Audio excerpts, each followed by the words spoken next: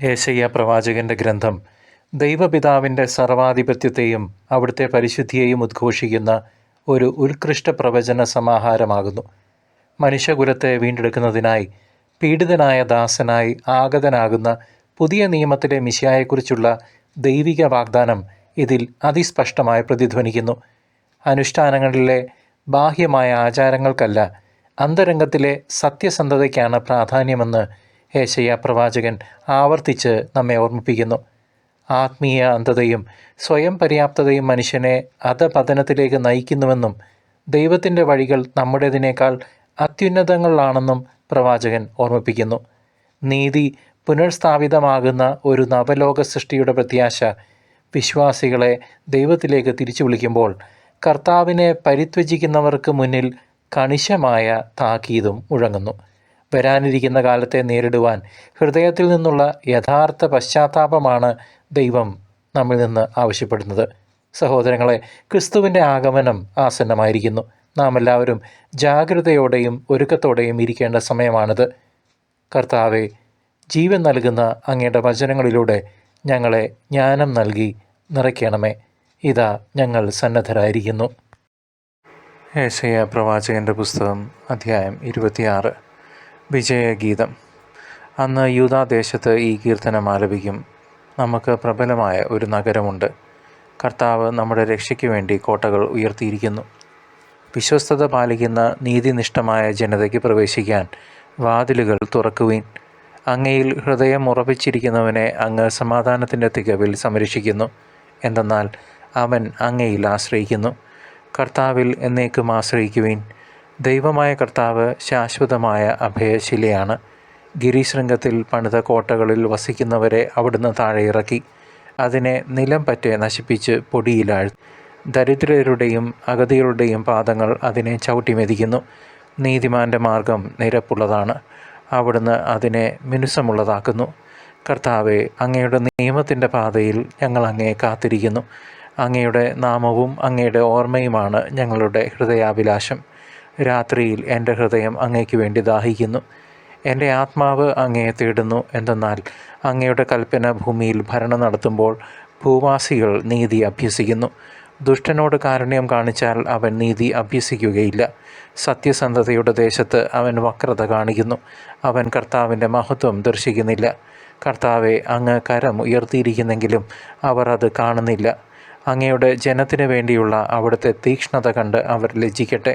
അങ്ങയുടെ ശത്രുക്കൾക്ക് വേണ്ടിയുള്ള അഗ്നി അവരെ ദഹിപ്പിച്ചു കളയട്ടെ. കർത്താവെ, അങ്ങ് ഞങ്ങൾക്ക് സമാധാനം നൽകുന്നു. ഞങ്ങളുടെ പ്രവൃത്തികൾ യഥാർത്ഥത്തിൽ അങ്ങാണല്ലോ ചെയ്യുന്നത്. ഞങ്ങളുടെ ദൈവമായ കർത്താവെ, മറ്റ് അധിപന്മാർ ഞങ്ങളെ ഭരിച്ചിട്ടുണ്ട്. എന്നാൽ അങ്ങയുടെ നാമം മാത്രമാണ് ഞങ്ങൾ ഏറ്റുപറയുന്നത്. അവർ മരിച്ചു, ഇനി ജീവിക്കുകയില്ല. നിഴലുകൾ മാത്രമായ അവർ ഇനി എഴുന്നേൽക്കുകയില്ല. അത്രത്തോളം അവിടുന്ന് അവരെ നശിപ്പിച്ചു. അവരുടെ സ്മരണ പോലും തുടച്ചു മാറ്റി. കർത്താവെ, അങ്ങ് ജനത്തെ വർദ്ധിപ്പിച്ചിരിക്കുന്നു. ജനത്തിൻ്റെ വളർച്ച അങ്ങയ്ക്ക് മഹത്വം നൽകിയിരിക്കുന്നു. ദേശത്തിൻ്റെ അതിർത്തികൾ അങ്ങ് വിസ്തൃതമാക്കി. കർത്താവെ, കഷ്ടതകൾ വന്നപ്പോൾ അവർ അങ്ങയെ അന്വേഷിച്ചു. അങ്ങയുടെ ശിക്ഷ തങ്ങളുടെ മേൽ പതിച്ചപ്പോൾ അവർ അങ്ങയോട് പ്രാർത്ഥിച്ചു.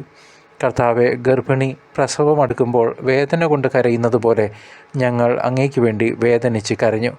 ഞങ്ങളും ഗർഭം ധരിച്ച് വേദനയോടെ പ്രസവിച്ചു. എന്നാൽ കാറ്റിനെ പ്രസവിക്കുന്നത് പോലെയായിരുന്നു അത്. ദേശത്തെ രക്ഷിക്കാൻ ഞങ്ങൾക്ക് കഴിഞ്ഞില്ല. ഭൂമിയിൽ വസിക്കാൻ ഇനി ആരും ജനിക്കുകയില്ല. അങ്ങയുടെ മരിച്ചവർ ജീവിക്കും. അവരുടെ ശരീരം ഉയർത്തെഴുന്നേൽക്കും. പൂഴിയിൽ ശയിക്കുന്നവരെ ഉണർന്ന് സന്തോഷകീർത്തനം ആലപിക്കുവിൻ. അങ്ങയുടെ ഹിമകണം പ്രകാശം ചൊരിയുന്നത് ക്ഷാരബിന്ദുവാണ്. നിഴലുകളുടെ താഴ്വരയിൽ അങ്ങ് അത് വർഷിക്കും. ശിക്ഷയും രക്ഷയും. എൻ്റെ ജനമേ, വരുവീൻ. മുറിയിൽ പ്രവേശിച്ച് വാതിലടയ്ക്കുവീൻ. ക്രോധം ശമിക്കുന്നതുവരെ അല്പസമയത്തേക്ക് നിങ്ങൾ മറഞ്ഞിരിക്കുവിൻ. ഇതാ, ഭൂവാസികളെ അവരുടെ അകൃത്യങ്ങൾക്ക് ശിക്ഷിക്കാൻ വേണ്ടി കർത്താവ് തൻ്റെ ഭവനത്തിൽ നിന്ന് ഇറങ്ങി വരുന്നു. തൻ്റെ മേൽ ചൊരിഞ്ഞ രക്തം ഭൂമി വെളിപ്പെടുത്തും. വധിക്കപ്പെട്ടവരെ ഇനി അവൾ മറച്ചു വയ്ക്കുകയില്ല. പ്രിയ ദൈവജനമേ, അസീറിയൻ ശക്തിയുടെ ഭീഷണിയിൽ വിറങ്ങലിച്ചു നിൽക്കുന്ന ജെറുസലേമിനോടും യൂദയായോടുമാണ് പ്രവാചകൻ 26-ാം അധ്യായത്തിലൂടെ സംസാരിക്കുന്നത്. രാഷ്ട്രീയമായ അസ്ഥിരതയും അന്യരാജ്യങ്ങളുമായുള്ള സഖ്യ ശ്രമങ്ങളും ജനത്തെ ദൈവത്തിൽ നിന്ന് അകറ്റിയ ഒരു കാലഘട്ടമായിരുന്നു അത്. ഈ അധ്യായത്തിൻ്റെ കാതൽ എന്നത് കർത്താവിൽ ആശ്രയിക്കുന്നവർക്ക് ലഭിക്കുന്ന വിജയഗീതവും ആത്മീയ സംരക്ഷണവുമാണ്. ലൗകികമായ കോട്ടകളല്ല, മറിച്ച് ദൈവത്തിൻ്റെ രക്ഷയാണ് യഥാർത്ഥ മതിൽക്കെട്ടുകളെന്ന് ഏശയ്യ ഇവിടെ സമർത്ഥിക്കുന്നു. അഹങ്കാരികളുടെ നഗരങ്ങളെ തകർക്കുന്ന ദൈവം വിശ്വസ്തരായ ജനത്തിന് സമാധാനം നൽകുമെന്ന് പ്രവാചകൻ മുൻകൂട്ടി പറയുന്നു. ലോകം മുഴുവൻ വിറയ്ക്കുന്ന രാഷ്ട്രീയ സാഹചര്യത്തിലും ദൈവത്തിൻ്റെ പരമാധികാരം ഉയർത്തിപ്പിടിക്കുന്ന ഒരു വിശ്വാസ പ്രഖ്യാപനമാണിത്. ദൈവത്തിൻ്റെ നീതി നടപ്പിലാകുമെന്നും അവിടുത്തെ ജനം അവസാനം വിജയിക്കുമെന്നുമുള്ള ഉറച്ച സന്ദേശമാണ് ഈ അധ്യായം നമുക്ക് നൽകുന്നത്. പ്രിയ സഹോദരങ്ങളെ, ഹെസക്കിയ രാജാവിൻ്റെ ഭരണകാലത്ത് അസീറിയൻ സൈന്യം തോറ്റോടിയപ്പോൾ ഈ പ്രവചനം ചരിത്രത്തിൽ പ്രാവർത്തികമാകുന്നത് നമ്മൾ കണ്ടു. ബാബിലോണിയൻ പ്രവാസത്തിന് ശേഷം ജനം തിരികെ വരുമ്പോഴും ഈ വിജയഗീതം അവർക്ക് പ്രത്യാശയുടെ വലിയൊരു ഉറവിടമായി മാറി. ഈ വരികളിൽ ഏശയ്യാ പ്രവാചകൻ്റെ അചഞ്ചലമായ വിശ്വാസവും ദൈവത്തോടുള്ള അഗാധമായ അനുരക്തിയും നമുക്ക് കാണാൻ സാധിക്കും. എൻ്റെ ആത്മാവ് രാത്രിയിൽ അങ്ങേ കുതിക്കുന്നു എന്ന് പറയുന്ന പ്രവാചകൻ ഒരു വലിയ ആത്മീയ ദാഹമുള്ള വ്യക്തിയാണ്. ദൈവത്തിൻ്റെ നീതിക്കായി കാത്തിരിക്കുന്ന അദ്ദേഹത്തിൻ്റെ ക്ഷമയും ധൈര്യവും വിശ്വാസികളായ നാം ഓരോരുത്തർക്കും വലിയ മാതൃകയാണ്. ദുഷ്ടതയുടെ തകർച്ച കാണുമ്പോഴും ദൈവത്തിൻ്റെ കരുണയ്ക്കായി യാചിക്കുന്ന ഒരു ഹൃദയമാണ് ഏശയ്യാ പ്രവാചകനുള്ളത്. കർത്താവിനെ നിത്യമായ പാറ എന്ന് വിളിക്കുന്നതിലൂടെ ഏശയ്യാ പ്രവാചകൻ തൻ്റെ ജീവിതത്തിൻ്റെ അടിസ്ഥാനം ദൈവത്തിലാണെന്ന് ഉറപ്പിച്ചു പറയുന്നു. ആധുനിക കാലഘട്ടത്തിലെ വിശ്വാസികളായ നമ്മൾക്ക് ഈ 26-ാം അധ്യായം നൽകുന്ന പാഠങ്ങൾ വളരെ ഗഹനവും പ്രായോഗികവുമാണ്. ലൗകികമായ സമ്പത്തിലും അധികാരത്തിലും ആശ്രയിക്കുന്ന മനുഷ്യൻ അവസാനം പരാജയപ്പെടുമെന്ന് ഈ വചനം നമ്മെ ഓർമ്മിപ്പിക്കട്ടെ. അങ്ങയിൽ മനസ്സ് ഉറപ്പിച്ചിരിക്കുന്നവന് അങ്ങ് പൂർണ്ണ സമാധാനം നൽകുന്നു എന്ന വാഗ്ദാനം ഇന്നത്തെ അസ്വസ്ഥമായ ലോകത്ത് വലിയൊരു ഔഷധമാണ്.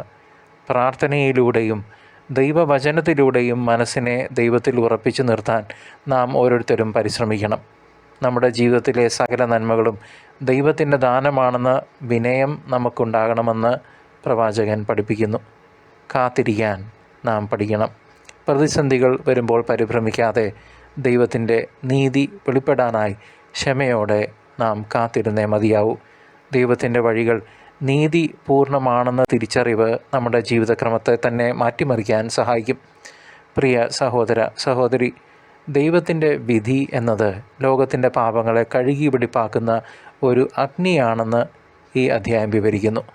ദൈവം തൻ്റെ സ്ഥലത്തു നിന്ന് പുറപ്പെട്ട് ഭൂമിയിലെ നിവാസികളുടെ അകൃത്യങ്ങൾ സന്ദർശിക്കുമെന്ന് പറയുമ്പോൾ അത് വലിയൊരു മുന്നറിയിപ്പ് തന്നെയാണ്. ലോകം ഇന്ന് നേരിടുന്ന അനീതികളും അക്രമങ്ങളും പെരുകി വരുന്ന ഇന്നത്തെ കാലഘട്ടത്തിൽ ദൈവത്തിൻ്റെ നിശിതമായ വിധിക്ക് പാത്രമാകുമെന്ന് നാം ഭയഭക്തിയോടെ സ്മരിക്കണം. എന്നാൽ ആ വിധി ദിവസത്തിലും തൻ്റെ മക്കളെ സംരക്ഷിക്കാൻ ദൈവം ഒരു മുറി ഒരുക്കിയിട്ടുണ്ടെന്ന് ഏശയ്യാ പ്രത്യാശ നൽകുന്നു. ദൈവത്തിൻ്റെ ശിക്ഷാവിധി താൽക്കാലികമാണെന്നും അത് ജനത്തെ പശ്ചാത്താപത്തിലേക്ക് നയിക്കാനുള്ളതാണെന്നും നമ്മൾ തിരിച്ചറിയണം. മരണപ്പെട്ടവർ ഉയർത്തെഴുന്നേൽക്കുമെന്ന പ്രവചനം മരണത്തിന്മേലുള്ള ദൈവത്തിൻ്റെ ആത്യന്തിക വിജയത്തെയാണ് വിളംബരം ചെയ്യുന്നത്. നീതിമാന്മാരുടെ പാത നേരെയാക്കുന്ന ദൈവം കഷ്ടപ്പാടുകൾക്കിടയിലും തൻ്റെ ജനത്തെ കൈപിടിച്ച് നടത്തുന്നു. സഹോദരങ്ങളെ, യേശുക്രിസ്തുവിൻ്റെ രണ്ടാം വരവിനെക്കുറിച്ചുള്ള വലിയൊരു പ്രത്യാശ ഈ അധ്യായം നമുക്ക് നൽകുന്നുണ്ട്. കർത്താവ് തൻ്റെ മഹത്വത്തിൽ പ്രത്യക്ഷപ്പെടുമ്പോൾ സകല രഹസ്യങ്ങളും വെളിപ്പെടുമെന്നും നീതി സൂര്യൻ ഉദിക്കുമെന്നും നാം വിശ്വസിക്കുന്നു. എൻ്റെ ജനമേ, നിൻ്റെ മുറികളിൽ പ്രവേശിച്ച് വാതിൽ അടയ്ക്കുക എന്ന ആഹ്വാനം ലോകത്തിൻ്റെ തിന്മകളിൽ നിന്ന് അകന്ന് വിശുദ്ധിയിൽ വസിക്കാനുള്ള ആഹ്വാനമാണ്. ക്രിസ്തുവിൻ്റെ വരവിനായി തയ്യാറെടുക്കുന്ന ഒരു സഭയ്ക്ക് ഈ വചനങ്ങൾ വലിയൊരു ആത്മീയ കരുത്താണ് നൽകുന്നത്. നമ്മുടെ മരിച്ചവർ ജീവിക്കുമെന്നും അവരുടെ ശരീരങ്ങൾ ഉയർത്തെഴുന്നേൽക്കും എന്നുമുള്ള വാഗ്ദാനം ക്രിസ്തുവിലുള്ള പുനരുദ്ധാന പ്രത്യാശയെ ബലപ്പെടുത്തുന്നു. ലോകം അതിൻ്റെ വിനാശത്തിലേക്ക് നീങ്ങുമ്പോൾ വിശ്വാസികൾ പ്രാർത്ഥനയുടെയും ജാഗ്രതയുടെയും മുറികളിൽ അഭയം പ്രാപിക്കണം. കർത്താവിൻ്റെ നീതി നടപ്പിലാകുന്ന ആ മഹത്തായ പ്രഭാതത്തിനായി നമുക്ക് ഒരുക്കത്തോടെ കാത്തിരിക്കാം. ഏശയ്യാ പ്രവാചകൻ്റെ പുസ്തകം 26-ാം അധ്യായം നമ്മോട് പറയുന്നത് ദൈവത്തിലുള്ള അചഞ്ചലമായ വിശ്വാസത്തെക്കുറിച്ചാണ്. കർത്താവിനെ ആശ്രയിക്കുന്നവർ ഒരിക്കലും ലജ്ജിച്ചു പോകില്ലെന്ന വലിയ സത്യം നാം ഹൃദയത്തിൽ സൂക്ഷിക്കണം. ജീവിതത്തിലെ കൊടുങ്കാറ്റുകൾക്കിടയിലും ദൈവം നൽകുന്ന സമാധാനം അനുഭവിച്ചറിയാൻ നമുക്ക് സാധിക്കട്ടെ. അവിടുന്ന് നമ്മുടെ പാറയും നമ്മുടെ രക്ഷയുമാണെന്ന ബോധ്യം നമുക്ക് ഓരോ പടിയും ധൈര്യത്തോടെ മുന്നോട്ട് വയ്ക്കാൻ കരുത്ത് നൽകും. ദൈവത്തിൻ്റെ വാഗ്ദാനങ്ങൾ എന്നും വിശ്വസ്തമാണെന്നും അവിടുത്തെ ജയഗീതം നമ്മുടെ നാവുകളിൽ എപ്പോഴും ഉണ്ടാകണമെന്നും നമുക്ക് പ്രാർത്ഥിക്കാം. കർത്താവിൻ്റെ അനന്തമായ കൃപയും സമാധാനവും നിങ്ങളെ എല്ലാവരെയും എപ്പോഴും വഴി നയിക്കട്ടെ. ദൈവം നമ്മുടെ പ്രത്യാശയും ആശ്വാസവുമാകട്ടെ. ആമേൻ.